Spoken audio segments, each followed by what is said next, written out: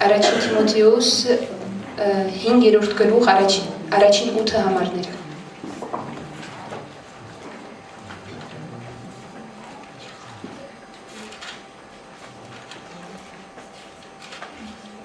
Voilà. 281.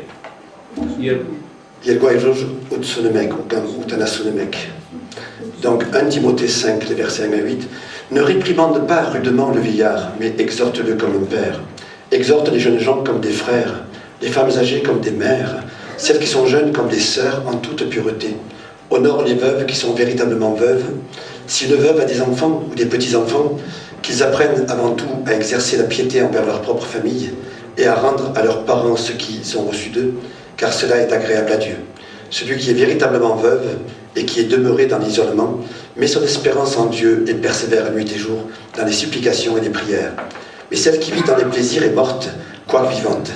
Déclare-leur ces choses, afin qu'elles soient irréprochables. Si quelqu'un n'a pas soin des siens, et principalement de ceux de sa famille, il a renié la foi et il est pire qu'un infidèle. Airenov vidigartamia in uterot hamara, vorgese.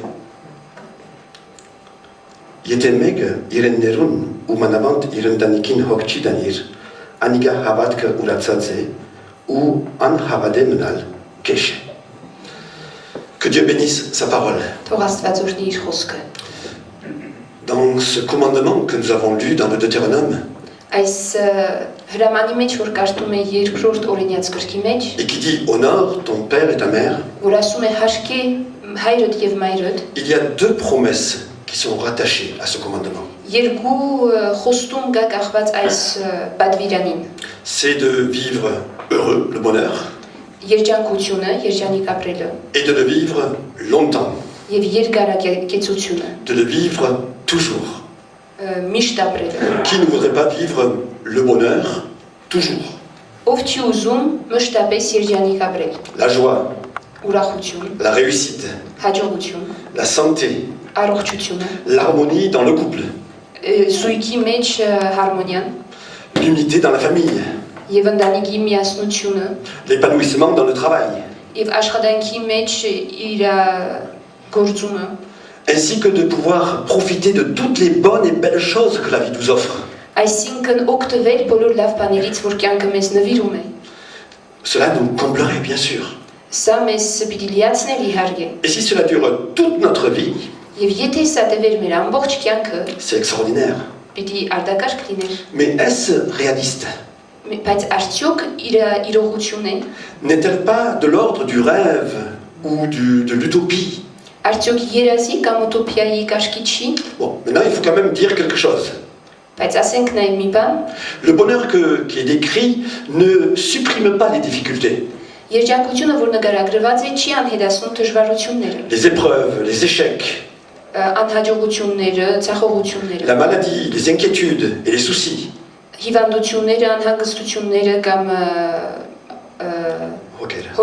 Mais ces choses ne sont en rien des obstacles au bonheur.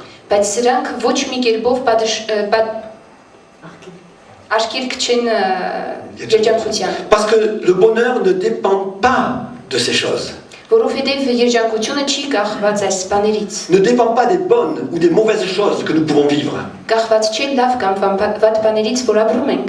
Mais le bonheur dépend de la présence de Dieu. Il est lié à notre cœur. Que dit l'Ecclésiaste? Je revois.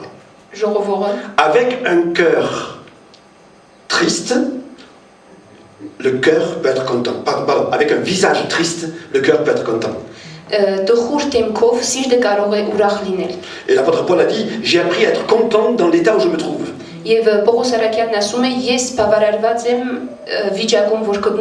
Lorsqu'un couple dit, nous vivons le bonheur parfait, est-ce que ça veut dire qu'ils n'ont jamais de problème? Non, mais c'est une manière de parler. De plus, quand on vit ce bonheur-là, on voudrait le vivre longtemps.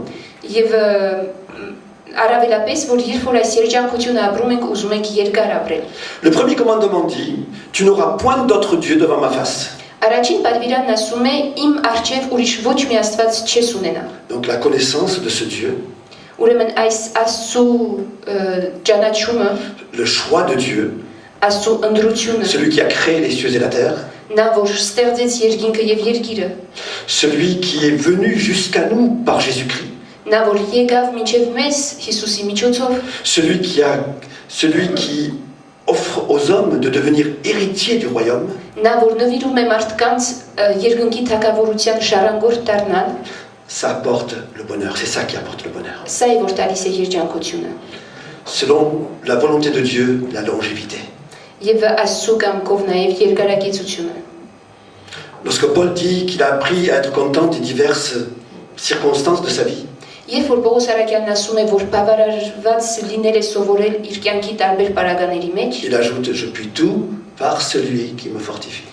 նաև ավելացնում է ես ամեն բանի կարող եմ նրանով, որ ինձ ուժ է տալիս։ Alors ce bonheur qui dure est lié aussi à une deuxième chose. Եվ այս երջանկությունը, որ տևական է, կապված է նաև մի այլ երկրորդ բանի։ C'est le verset que nous avons lu « Honore ton père et ta mère, Այս համարը, որ կարտացինք, հաշկե հայրդ եւ մայրդ։ comme l'Éternel ton Dieu te l'a ordonné. Ինչպես որ քո դերը, հավիտենական դերը քեզ հրամանդվեց։ Si d'une part le bonheur et la longévité sont liés à la présence de Dieu, Եթե մի կողմից երջանկությունը եւ երկարակեցությունը կապված են Աստծո ներկայությունից, ils sont aussi liés à mon attitude envers mon père et ma mère. կապված են նաեւ իմ դիրքից, իմ հոր եւ մոր առջև։ Alors lorsqu'on regarde la signification du mot hébreu, du mot honneur en hébreu, Երբ որ նայում ենք այս հաշկել բառի նշանակությունը եբրայերեն մեջ, on voit deux choses. երկու բան ենք տեսնում։ Honneur signifie poids et gloire. Ուրեմն հաշկել նշանակում է գշիրք եւ փառք։ Alors lorsqu'on les applique à nos parents, Երբ որ այն կիրառում ենք մեր ծնողների հանդեպ, voilà ce que cela se donne. ահա թե ինչ է տալիս։ Honore ton père et ta mère signifie qu'ils doivent avoir du poids pour toi. Հաշկի հայրդ եւ մայրդ նշանակում է, որ քեզ համար պետք է գշիրք ունենան։ Ils doivent avoir une grande valeur. Պետք է քեզ համար մեծ արժեք ունենան։ Ils doivent compter. Պետք է հաշվի առնես։ Ils doivent avoir de l'importance. Պետք է կարևորություն ունենան։ Ils doivent tenir une place importante. Եվ պետք է կարևոր տեղ գրավել։ Le contraire serait de les mépriser, Հագարակը նշանակում է նրանց անարգել, de les considérer comme rien նրանց համարել ոչինչ et de les ignorer. եւ նրանց արհամարել։ Le mot gloire associé à l'honneur Եվ փառք բառը, որ կապված է հաշկել բառի հետ, désigne notre père et notre mère comme des sujets de fierté. ցույց է տալիս մեր հայրը եւ մայրը որպես հբարտության արժեքներ։ Je suis fier d'eux et je me glorifie de Dieu. Ես հբարտ եմ նրանցով եւ ես փառք եմ տալիս Աստծուն։ Ça c'était en hébreu. Սա եբրայերենի մեջ։ Alors en grec, le mot honneur signifie respect. Եվ հունարենի մեջ հաշկել բառը նշանակում է հաշկել։ Le respect c'est la considération, c'est avoir des égards, Հաշկել նշանակում է հաշվի առնել assister, եւ օգնել։ tenir compte des personnes. Հաշվի առնել այս մարդկանց։ Le contraire serait de les maudire, Հագարակը կլիներ նրանց անիծել, de les insulter, նրանց հայոյել, de les frapper, նրանց խփել d'ignorer les besoins. եւ նրանց կարիքներն արհամարել։ L'Ancien Testament nous parle de cela.